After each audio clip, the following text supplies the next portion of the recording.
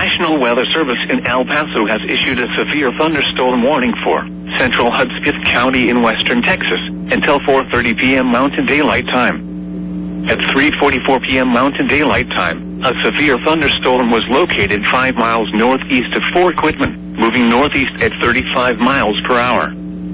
Hazard, quarter-size hail. Source, radar indicated. Impact, damage to vehicles is expected. Locations impacted include Sierra Blanca, Fort Quitman, Finley, Quitman Canyon, Sunset Ranches, and Round Top Mountain. This includes Interstate 10 in Texas between mile markers 88 and 115. For your protection, move to an interior room on the lowest floor of a building. Torrential rainfall is occurring with this storm and may lead to flash flooding. Do not drive your vehicle through flooded roadways.